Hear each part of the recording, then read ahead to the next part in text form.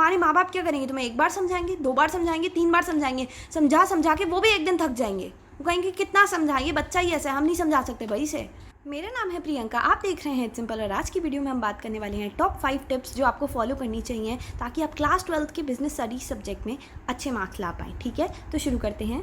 Tip number 1, जो भी आपने नोट्स बनाए हैं या जिस भी कॉपी में आपने अपनी सारी पढ़ाई कर रखी है, जो आपकी पर्सनल कॉपी है, उसमें कुछ ऐसी चीज़ों को रेड कलर से मार्क कर दो जो कि बहुत ज़्यादा सुपर इंपॉर्टेंट है, ताकि जब भी आप रिवाइज करो तो वो चीज़ें ज़रूर रिवाइज करना याद रहे, क्योंकि वो चीज़ें बहुत ज़्यादा इंपॉर्टेंट हैं और उनके आने के चांसेस बहुत ज़्यादा हैं। इसीलिए टिप नंबर 2 है ओवर कॉन्फिडेंस के बारे में।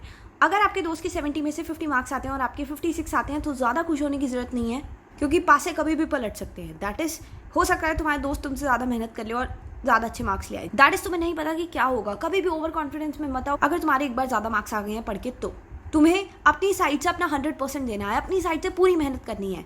ओवर कॉन्फिडेंस अक्सर लोगों को डुबा देता है। ओवर कॉन्फिडेंस में बिल्कुल नहीं आना है। ये नहीं सोचना है कि हमारे मार्क्स आ गए हैं, हाँ यार टीचर लीनियंट चेकिंग करती है, मार्क्स आते ही रहेंगे। ऐसा नहीं होता है। हो सकता है पिछले एग्जाम में तुम्हारे मार्क्स इसलिए अच्छे आ गए हैं क्योंकि उस एग्जाम में जो भी यूनिट टेस्ट हुआ था तुम्हारे स्कूल में, वो वाले सारे चैप्टर तुम्हें अच्छे से आते थे। पर अगर दूसरे चैप्टर्स के टेस्ट लिए जाए तो तुम्हारे मार्क्स अच्छे ना आए, क्योंकि तुमने उनकी अच्छे से प्रैक्टिस नहीं की है। सो इसीलिए ओवर कॉन्फिडेंस दिखाने से पहले और बहुत ज़्यादा खुशी मनाने से पहले ये सोच लो कि क्या तुमने सारी चीज़ों को अच्छे से पढ़ लिया है। अपने दिमाग में ये सोच हमेशा रखना कि क्या इतनी पढ़ाई काफ़ी है बोर्ड एग्जाम्स के लिए, क्या इतनी पढ़ाई से मेरे बहुत अच्छे मार्क्स आ जाएंगे, मेरे फेवरेट कॉलेज में एडमिशन हो जाएगा। ये सवाल अपने दिमाग में ज़रूर रखना और अपने आप से ज़रूर पूछना, तभी जाके तुम्हें कहीं पता चलेगा तुम्हें किस डायरेक्शन में जाना है, क्या तुम उतनी मेहनत कर भी रहे हो अपने गोल्स को अचीव करने के लिए या नहीं।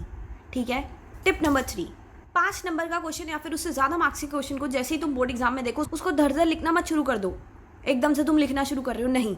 2 मिनट लो, सोचो कि उसका स्ट्रक्चर कैसे लिखोगे, स्टार्टिंग कैसे होगी और एंड कैसे होगी। प्रॉपर उस चीज़ को सोचो अच्छे से, तभी जाके उस आंसर को एक डेप्थ मिलेगी, उस आंसर में एक मतलब आएगा। नहीं तो ऐसा तुम कुछ भी लिखते जाओगे।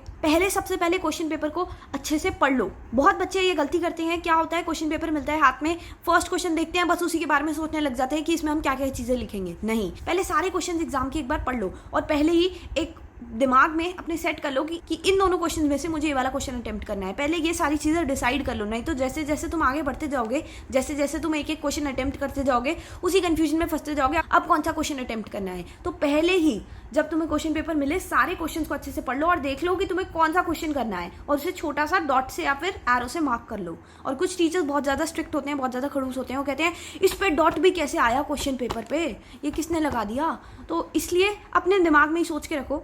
और वो स्पेसिफिकली सब बच्चों से क्वेश्चन पेपर पे भी रोल नंबर लिखवाते हैं। कुछ टीचर्स एग्जामिनर ऐसे होते हैं, ज़्यादातर अच्छे मिलते हैं, पर कभी कभार ऐसे बहुत ज़्यादा स्ट्रिक्ट भी मिल जाते हैं। और तुम्हारा क्वेश्चन पेपर नीचे भी गिर जाए ना तो भी उन्हें यही शक हो रहा होता है कि तुम चीटिंग ना कर रहे हो। तो इसीलिए बेस्ट है कि क्वेश्चन पेपर पे भी मार्क मत करो। जो भी तुम्हें अटेम्प्ट करना है उसको बस अपने दिमाग में रखो कि हाँ यार ये वाला क्वेश्चन अटेम्प्ट करना है। एक बार सारा पढ़ लो।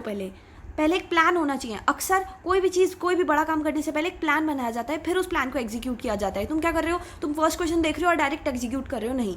पहले पूरा क्वेश्चन पेपर देख लो, प्लान करो और उसके बाद एग्जीक्यूट करो। ठीक है। टिप नंबर 4 है कॉन्फिडेंस। एक ऐसा कॉन्फिडेंस जो है ही नहीं। क्या होता है ना, बहुत बच्चे सजेस्ट करते हैं प्रीवियस ईयर के पेपर सॉल्व करो। प्रीवियस ईयर के पेपर बच्चे बहुत सारे सॉल्व कर जाते हैं और क्या होता है, वो वाले क्वेश्चन आते ही नहीं है, क्योंकि वो वाले क्वेश्चन ऑलरेडी आ चुके होते हैं। तो वही उठा के दोबारा थोड़ा ना दे देंगे एग्जाम में और फिर बच्चों का मुंह उतर जाता है। अगर तुम्हें लगता है कि तुम पूरे साल पढ़ाई नहीं करोगे और सिर्फ प्रीवियस ईयर के पेपर्स ही करके जाओगे, तो ज़रूरी नहीं है कि इस बार तुम्हारा लक साथ दे दे और तुम्हारे बहुत अच्छे मार्क्स आ जाए। ज़रूरी नहीं है कि ऐसा हो। हाँ, कुछ केसेस में ऐसा हो भी सकता है, पर तुम्हारा एम यही होना चाहिए कि पूरे साल पढ़ाई करो और रेगुलरली पढ़ाई करो। अगर नहीं की है तो जितना टाइम है, 1 महीना है, 2 महीना है, तो उसी टाइम में अपना 100% दो। हिम्मत मत हारो ये सोच के कि अभी तक हमने पढ़ाई नहीं करी। अभी भी टाइम है, अभी भी समय है, ये समय निकला नहीं है हाथ से। जब तक तुम्हारे पास टाइम है तब तक पूरी कोशिश करो अच्छे से पढ़ने की।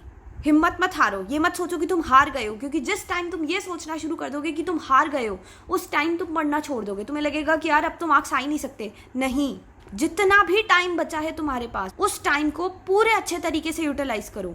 अपना पूरा 100% दो पढ़ाई को, क्योंकि यार यही एक साल है पढ़ाई करने का। कॉलेज में भी बच्चे एक बार एडमिशन हो जाए तो इतना कुछ खास पढ़ते हैं नहीं। अब डेफिनेटली जिसको सीए या डॉक्टर बनना होगा वो सब तो लोग पढ़ेंगे, बट स्टिल ये तुम्हारी इस टाइम की मेहनत होगी जो तुम्हें बहुत अच्छा रिजल्ट दे जाएगी क्लास 12th में। ये तुम्हारे ऊपर है, तुम्हारा डिसीजन है कि तुम्हें मार्क्स अच्छे चाहिए या नहीं चाहिए। ये सिर्फ तुम्हारी मेहनत पर डिपेंड करेगा। तुम खुद सोचो, जो 4 क्वेश्चन तुम्हें इंपॉर्टेंट बताए गए हैं, क्या वो 4 क्वेश्चन पूरे साल की पढ़ाई के बराबर हैं? नहीं है ना। तो उस गैप को तो तुम फिल नहीं कर सकते जिस गैप में तुमने पढ़ाई नहीं करी। पर तुम क्या कर सकते हो अभी के टाइम पे, वो ये है कि अभी से इसी समय से पढ़ना शुरू कर दो और जितना टाइम बचा है उसे सही से यूटिलाइज करो, सही में पढ़ के। तो अगर सही में क्लास 12th में अच्छे मार्क्स लाने हैं ना तो लग जाओ, अभी से पढ़ाई शुरू कर दो, ठीक है। पॉइंट नंबर 5 है, क्या चीज़ है मेरे हाथ में, हाईलाइटर है, राइट। इसका काम क्या होता है, हाईलाइट करना, चीज़ों को सही से शो करना। इस सारे लिखे हुए में से तुम्हारा ध्यान सबसे पहले किस चीज़ पे जा रहा है, इस पे जा रहा है ना, यहाँ जो क्लास 12th लिखा हुआ है, क्यों जा रहा है इस पे, क्योंकि इस पे तुम्हारा फोकस है, इस पे तुम्हारा ध्यान है, इस पे तुम्हारी अटेंशन डाइवर्ट हो रखी है। बिल्कुल इसी तरीके से 5th पॉइंट है फोकस पे, तुम्हें ध्यान देना है, दैट इज डिस्ट्रैक्शंस को अवॉइड करना है। अगर तुम्हें लगता है तुम पढ़ाई कर लोगे गाने सुनते हुए, तो ऐसा नहीं है, गाने सुनते हुए कोई पढ़ाई नहीं होती। पता नहीं ये कौन सा मिसकंसेप्शन लगा रखा है कि हम ये बीट सुनेंगे या फिर ये साइलेंट म्यूजिक है, ये विदाउट वर्ड्स का लिरिक्स का म्यूजिक है, नहीं, तुम कॉन्सेंट्रेट कर ही नहीं सकते गानों के साथ। अगर तुम कोई चीज़ पढ़ रहे हो तो उसे अपना 100% दो, ताकि तुम्हारे दिमाग में वो कॉन्सेप्ट्स क्लियर हो पाएं। डिस्ट्रैक्शन सिर्फ तभी कम होंगी जब तुम कम करना चाहोगे उन डिस्ट्रैक्शंस को।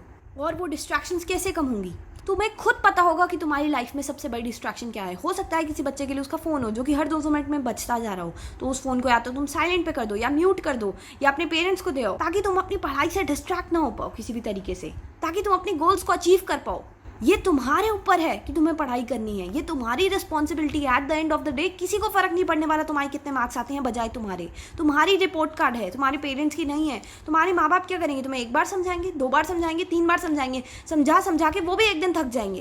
वो कहेंगे कितना समझाइए, बच्चा ही ऐसा है, हम नहीं समझा सकते भाई इसे। दुनिया में कोई भी इंसान उस इंसान को नहीं पढ़ा सकता जो नहीं पढ़ना चाहता। जब तक तुम खुद से नहीं पढ़ना चाहोगे ना, तुम्हें कोई नहीं पढ़ा पाएगा। ये तुम्हारे ऊपर है, तुम्हारी रिस्पॉन्सिबिलिटी है कि तुम्हें पढ़ना है, क्योंकि तुम पढ़ाई भी खुद के लिए कर रहे हो ताकि तुम खुद कुछ बन पाओ, और अपनी फैमिली के लिए ताकि तुम उन्हें सपोर्ट कर पाओ, उन्हें कुछ प्रोवाइड करा पाओ। तो अगर आज तुम इन डिस्ट्रैक्शन से डील नहीं करोगे, नहीं हटाओगे, तो तुम अपनी पढ़ाई पे फोकस नहीं कर पाओगे और इवेंचुअली तुम अच्छा स्कोर नहीं कर पाओगे। क्या हमें पता नहीं है हमें डिस्ट्रैक्शंस को हटाना होता है? क्या हमें पता नहीं है हमें फ़ोन को म्यूट करना होता है? क्या हमें पता नहीं है कि हमें सारा दिन बैठ के वीडियो गेम्स नहीं खेलनी होती? हमें पता है, हमें सारी चीज़ें पता है, पर फिर भी हम इंतज़ार करते हैं कि हमें कोई आए और आके बताए कि ये सारी चीज़ें नहीं करनी है। क्यों वेट कर रहे हो तुम कि कोई तुम्हें आके बताए कि ये सारी चीज़ें नहीं करनी है? खुद रिस्पॉन्सिबल बनो।